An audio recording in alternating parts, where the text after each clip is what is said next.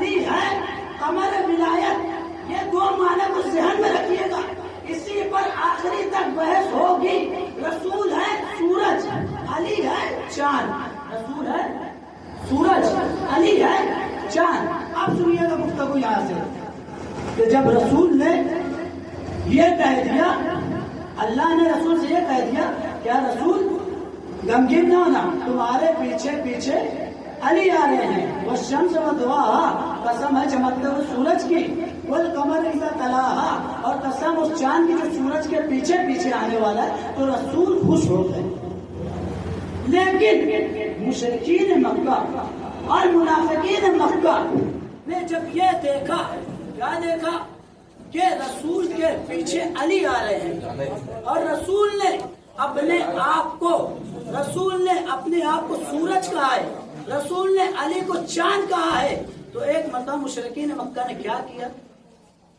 مشرکین مکہ کہنے لگے کہ سورج میں جو اپنی روشنی ہوتی ہے، چاند میں اپنی روشنی نہیں ہوتی، حالانکہ سورج کی روشنی جب چاند پر پڑتی ہے تو چاند چمکتا ہے۔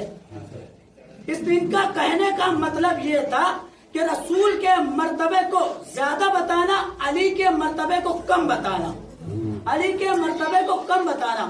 خدا لعنت کرے مقصرین پر، خدا لعنت کرے مقصرین پر۔ اچھا مقصر کون ہے؟ مقصر کون ہے؟ مقصر اسے کہتے ہیں جو اہل بیت کی فضیلت جانتے ہوئے گھٹا دے۔ مقصر اسے کہتے ہیں جو اہل بیت کی فضیلت جانتے ہوئے گھٹا دے۔ ایک مقصر اور بتاؤ کون ہوتا ہے؟ جس کی نماز قصر ہو جائے۔ ایک مقصر وہ ہے جن کی نماز قصر ہو جائے۔ بھائی مولانا صاحب یہاں سے چلے گئے لکھنؤ 8 دن کے لیے، نماز ہو گئی قصر، اب مجھے بھی مقصر کہا جائے گا۔ تاریخ میں 2 مقصر ہیں، ایک مقصر وہ ہے جو اہل بیت کی شان گھٹا دے، اہل بیت کی فضیلت گھٹا دے، وہ بھی مقصر۔ تاریخ میں دوسرا مقصر وہ ہے جس کی نماز قصر ہو جائے، لیکن دونوں میں فرق کیا ہے؟ دونوں میں فرق یہ ہے کہ عبادت کے مقصر کو معافی ہے، ولایت کے مقصر کو معافی نہیں ہے۔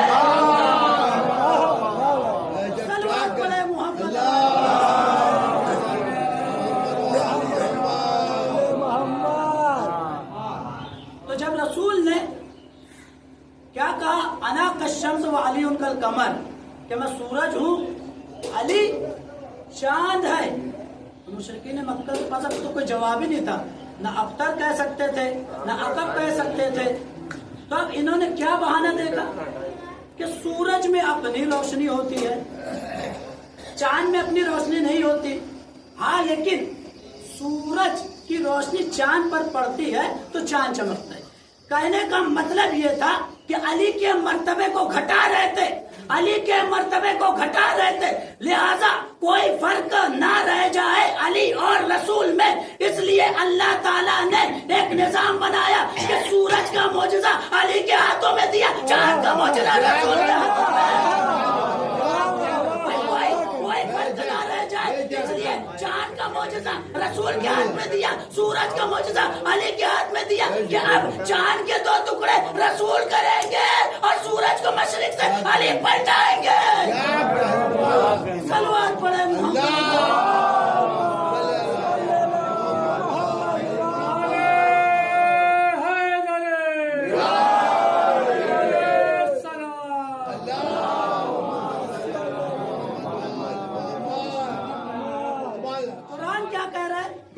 والشمس وضحاها، قسم ہے چمکتے ہوئے سورج کی، والقمر اذا تلاها، اور قسم ہے اس چاند کی جو سورج کے پیچھے پیچھے آنے والا ہے۔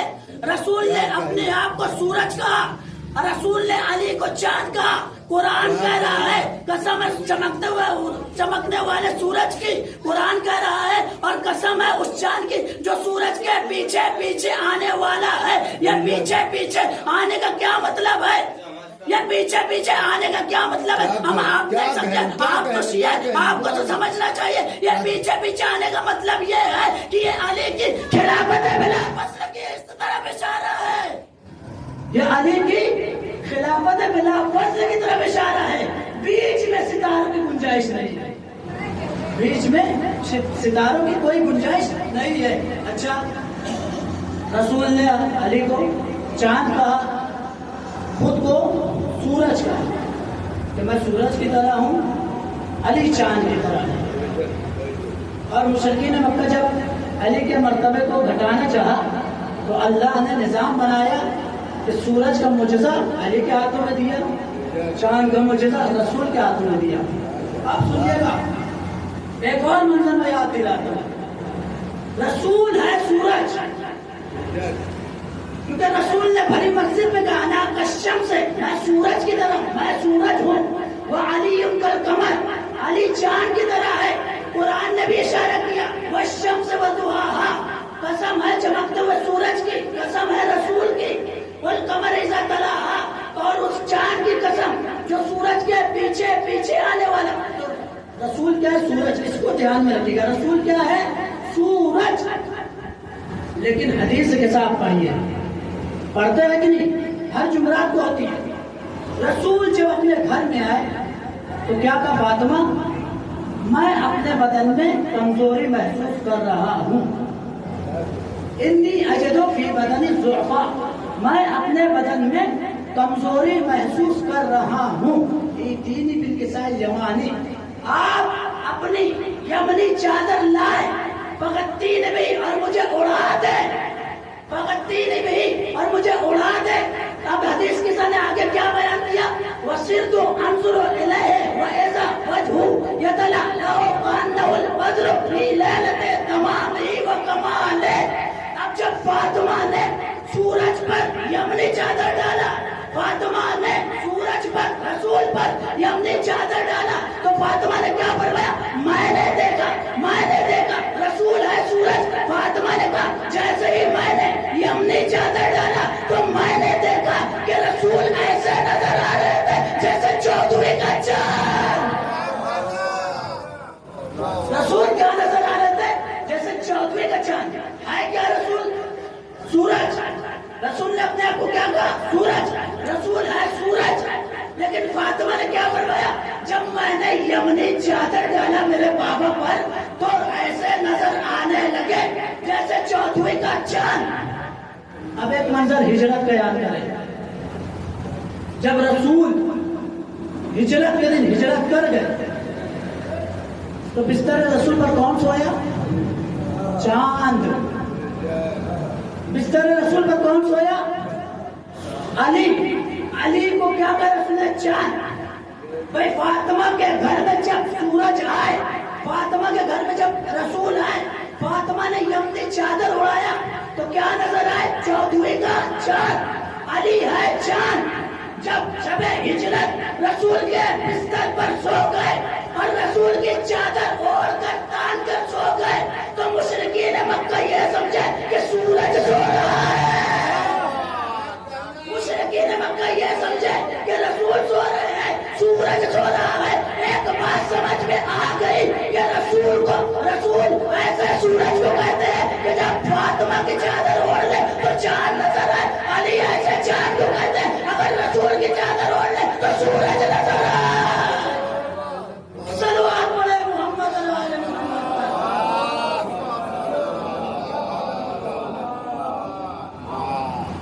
رسول کو کوئی ابتر کہہ نہ سکے. یہی وجہ تھی کہ اللہ نے قرآن میں کہہ دیا والشمس وضحاها, قسم ہے چمکتے ہوئے سورج کی. والقمر اذا تلاها, اور قسم ہے اس چاند کی جو سورج کے پیچھے پیچھے آنے والا ہے. اور اب ایک بات اور یاد رکھیں تو کہتا ہوا چلو کہ جیسے ہی ہم رسول علی کے فضیلت کو پڑھتے ہیں تو لوگ اعتراض کرتے ہیں کہ پتہ نہیں یہ لوگ علی کے نام پہ اتنا کیوں اٹھ جاتے ہیں. پتہ نہیں, جیسے ہی علی کا نام آتا ہے جوش میں آ جاتے ہیں. نے کہا علی کا نام ہے ہی ایسے کہ ان کے جن کو اگر جوش آ رہا ہے تو مطلب یہ ہے کہ ان کے جسموں میں حلال خون دوڑ رہا ہے. ان کے جسموں میں حلال خون دوڑ رہا ہے. لیکن کیا کہتے ہیں کہ علی کا نام آتے ہی, علی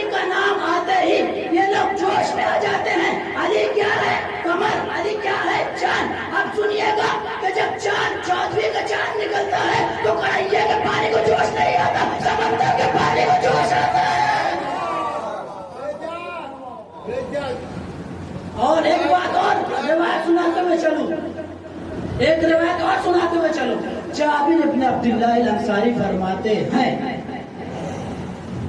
کہ جب بھی علی کا نام سن کر اگر تمہارا ہاتھ اٹھتا ہے یا تم جوش میں آتے ہو تو اپنی ماں کو جا کر سلام کرنا. کون کہہ رہا ہے؟ جابر بن عبداللہ الانصاری کہ جب بھی علی کا نام سن کر اگر تمہیں جوش آتا ہے تم نعرے لگاتے ہو تو اپنی ماں کو جا کر سلام کرنا، اس لیے کہ تمہاری ماں نے علی کی ولایت تم تک پہنچانے میں خیانت نہیں کی ہے.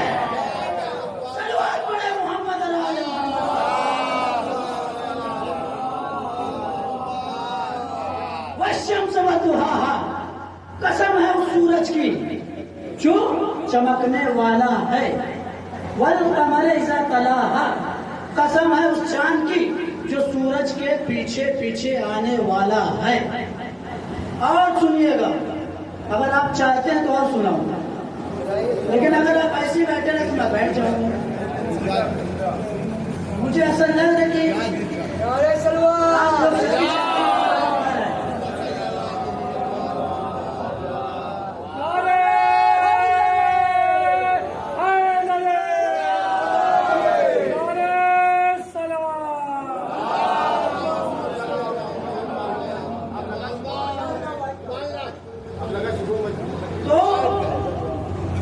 رسول کیا ہے؟ سورج. علی کیا ہے؟ چاند. اب مجھے آپ لوگ ایک بات انصاف سے بتائیے، کبھی بھی آپ نے آسمان پر ایک ساتھ سورج اور چاند کو دیکھا ہے؟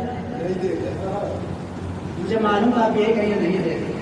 بھائی اگر 12 بجے دیکھو گے تو کبھی نظر نہیں آئے گا، لیکن شام میں نکل کر دیکھیے، جب سورج 12 بجے نکل کے دیکھو گے تو سورج اتنی تمازت کے ساتھ نکلتا ہے کہ تم آنکھیں نہیں ملا سکتے.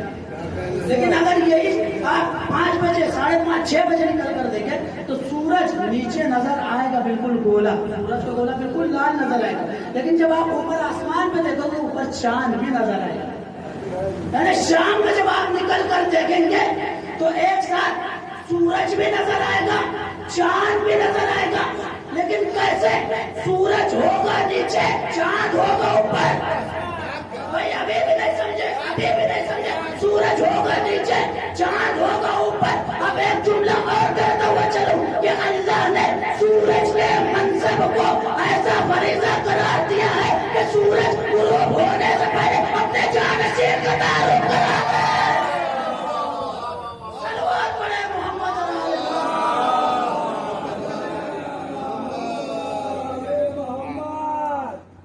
تو شام میں آپ نکل کر دیکھیں، جب آپ شام میں نکل کر دیکھیں گے تو سورج نیچے نظر آئے گا بالکل لال گولے کی طرح، چاند بھی نظر آئے گا. لیکن سورج ہوگا نیچے، چاند ہوگا اوپر. سورج ہوگا نیچے، چاند ہوگا اوپر. کچھ یاد آیا؟ غدیر کا میدان، سورج تھا نیچے، چاند تھا اوپر، منگل تھا والا. تو اسی لیے اللہ نے رسول کو سورج کہا، علی کو قمر چاند کہا. اور رسول نے اسی لیے بھری مسجد میں کہا علی الشمس و علی القمر. اچھا چاند ایک ایسی چیز ہے جو سب کو پسند آتا ہے. چاند سب کو پسند آتا ہے، کوئی یہ نہیں کہہ سکتا کہ چاند مجھے پسند نہیں آتا. چاند سب کو پسند آتا ہے. لیکن ایک شخص ایسا بھی ہے جسے چاند پسند نہیں آتا. وہ کون ہے؟ چور کو چاند کبھی پسند نہیں آتا. بھائی چور کا پیشہ کیا ہے؟ چور کا پیشہ کیا ہے؟ دن بھر سوئے گا، رات میں نکلے گا ہاتھ صاف کرنے. چور کا پیشہ یہی ہے کہ دن بھر سوئے گا، رات میں اٹھے گا چوری کرنے کے لیے، ہاتھ صاف کرنے کے لیے. اس لیے چور کو چاند پسند نہیں آتا. اگر کسی دفعہ کبھی کبھی ایسا ہوتا ہے کہ چور چوری کرنے کے ارادے سے نکلتا ہے اور چاند چودھویں کا نکلتا ہے بالکل چمکتے ہوئے، تو چور کو یہ چاند پسند نہیں آتا. کیا کرتا ہے؟ اتنی روشنی ہے چاند میں، اب میں تو چوری نہیں کر سکتا، اب میں چوری نہیں کر سکتا تو چور کو چاند کبھی بھی پسند نہیں آئے گا. کیوں؟ کیونکہ چوری کرنے کا موقع نہیں ملے گا. چاند میں اتنی روشنی ہوگی کہ چور کو چوری کرنے کا موقع نہیں ملے گا. یہی حال تھا قدیر کا کہ جب سورج چاند کا تعارف کرا رہا تھا تو نیچے بیٹھے ہوئے کچھ چور کیوں رو رہے تھے کہ آپ فضا کیسے چوری کریں گے. صلوات پڑھیں محمد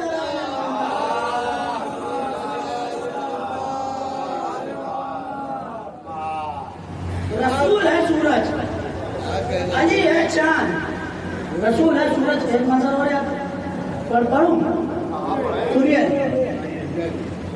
چاند سورج رسول ہے ساری کائنات میں سب سے افضل. نبیوں سے بھی افضل ہے، اماموں سے بھی افضل ہے. اسی لیے رسول نے اپنے آپ کو سورج کہا کہ تو سورج ہے ایک. اب مجھے آپ کو انصاف سے بتا کہ چاند کتنا ہے؟ چاند کتنا ہے؟ چاند کتنے؟ 12. ہو سکتا کوئی کہے کہ بھائی ایک ہے، ہو سکتا ہے بھائی جیسے سورج ہے ویسے چاند ایک ہے. لیکن میں کہوں گا رسول ہے ایک، رسول سے افضل کوئی نہیں، ایک ہے. اسی لیے رسول نے اپنے آپ کو سورج کہا، وہ سورج ایک ہے.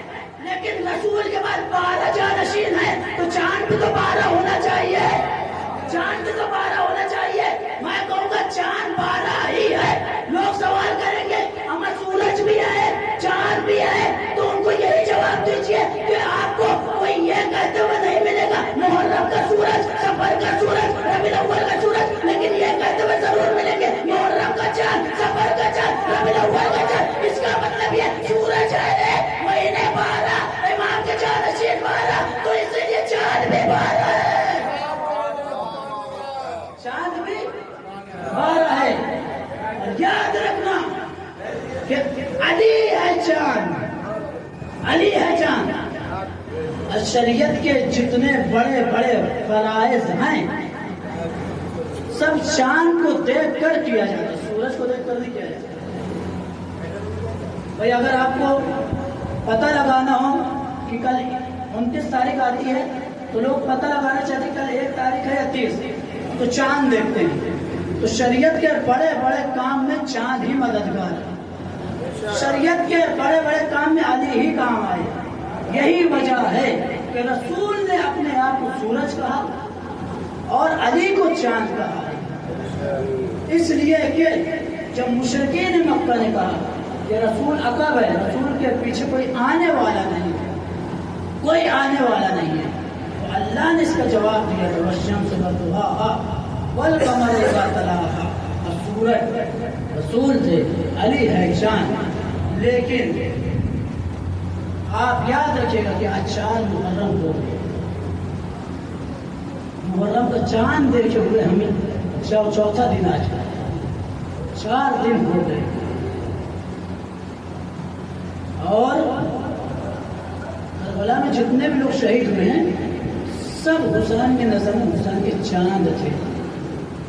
محمد کی شکل میں چاند تھے، کوئی قاسم کی شکل میں چاند، کوئی علی اکبر کی شکل میں چاند ہے. آج کیونکہ 4 محرم ہو گئی ہے.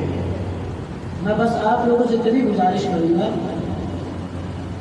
کہ ہم بالکل عاشور کے قریب ہو گئے. نہ ہمارے ائمہ چاہتے ہیں، ہم شہزادی کونین چاہتی ہے کہ ہمارے چاہنے والوں کے چہرے پر خوشی کے آثار ہیں. کیونکہ اکثر میں دیکھتا ہوں جب بھی باہر نکلتا ہوں تو لوگ ہنسی مذاق ہی کرتے ہیں. مجھے انصاف سے بتائیے کہ اگر آپ نے عزا خانہ سجایا ہے تو کیا سیدہ نہیں آتی ہوگی؟ فاطمہ زہرا ہماری شکلوں کو نہیں دیکھتی ہوگی؟ کس قدر امام زمانہ کو پر گزر رہی ہوگی. اور ہم ہیں کہ ہماری ہنسی مذاق ہی نہیں چھوٹ رہی. ہم ہیں اتنے بڑے اپنے آپ کو عزادار کہہ رہے ہیں کہ ہم سے بڑا کوئی عزادار ہے نہیں. اس سے بڑا عزادار یقیناً ہم سے بڑا کوئی عزادار نہیں ہے. لیکن جیسا اہل بیت چاہتے ہیں ویسا پہلے بنو، ویسا بنو. اپنے چہرے پر خوشی کے آثار نہ لاؤ. کیونکہ سیدہ آتی ہیں تو اپنے ہاتھوں میں ایک رومال لے کر آتی ہے. اور یقیناً اس مجلس میں بھی آئی ہے. اور آپ جانتے ہیں کہ سیدہ اپنے ہاتھ میں رومال کیوں لاتی ہے. ساری مجلس میں کہتے ہیں سیدہ گوشے میں بیٹھی رہتی ہے، لیکن جیسے ہی کربلا والوں کا مسائب ہوتا ہے سیدہ اپنی جگہ سے کھڑی ہوتی ہے اور ہر عزادار کے پاس جا کر آنکھوں میں دیکھتی ہے کہ کون سے عزادار کی آنکھوں سے آنسو بہے اور میں رومال میں اپنی جگہ دوں. سیدہ اٹھتی ہے اور اپنے رومال میں عزاداروں کے آنکھوں سے آنسو کو لیتی ہے. آنسو لینے کی وجہ کیا ہے؟ وجہ بھی یہی ہے کہ یہ آنسو حسین کے زخموں کا مرہم ہوتا ہے، کیونکہ سیدہ خود فرماتی ہے کہ جب میرے عزادار گریا کرتے ہیں تو میں رومال لے کر پہنچ جاتی ہوں اور یہی آنسو میرے عزادار کے آنسو میں اپنے رومال میں لے کر حسین کے زخموں پر لگاتی ہوں. جزاکم ربکم خیر الجزا. بس ایک بات اور کہتا ہوا چلوں گا کہ سیدہ کہتی ہے کہ میرے عزاداروں کے آنسو سے میرے حسین کا سارا زخم بھر گیا ہے، لیکن دو گھاؤ ایسے ہیں، دو زخم ایسے ہیں جو آنسو سے بھی نہیں بھرتے. ارے سیدہ فرماتی ہے ایک اکبر کے کلیجے کا زخم، ایک زینب کی چادر کا زخم، اور یہ دو گھاؤ حسین کے سینے پر ایسے ہیں جو حسین کے گھاؤ نہیں بھرتے. ارے آنسو بھی ڈالا جاتا ہے تو حسین کے گھاؤ نہیں بھرتے، اس لیے کہ حسین کو اکبر کا غم اس لیے تھا کہ حسین نے سارے لاشیں کو اٹھایا، لیکن جب اکبر کے لاشیں کی اٹھانے کی نوبت آئی تو 57 برس کا بوڑھا اکبر کے لاشیں کو اٹھانا چاہا لیکن اٹھا نہ سکا. وجہ یہی لکھی تھی کہ حسین کی کمر جھک گئی تھی. جیسے ہی اکبر کے لاشیں کو اٹھانا چاہا اب حسین سے اٹھانا گیا، حسین کی کمر کم ہو گئی تھی اور حسین مجبور بنی ہاشم کے بچوں کو بلایا. آزادارو بس ایک روایت پڑھوں گا کہ ایک شخص تھا جب بھی وہ اکبر کے مصائب سنتا تھا تو یہی تصور کرتا تھا کہ حسین کیسے اکبر کا لاشا اٹھائے ہوں گے. ارے حسین کے دل پر کیا بیتی ہوگی. اس شخص نے دعا کر لی، اے پروردگارا مجھے بھی ایک بیٹا عطا کرنا.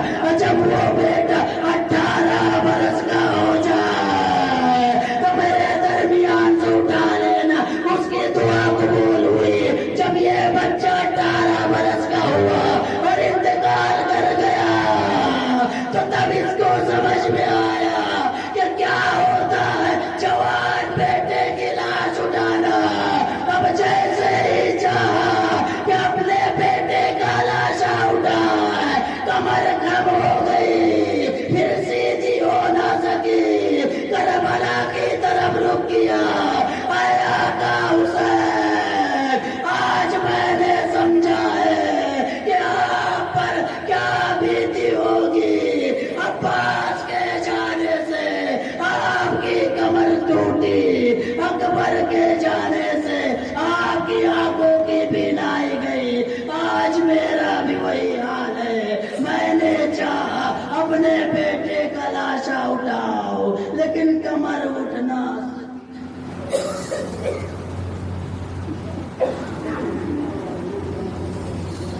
سبحان اللہ علی اعدائہ اجمعین.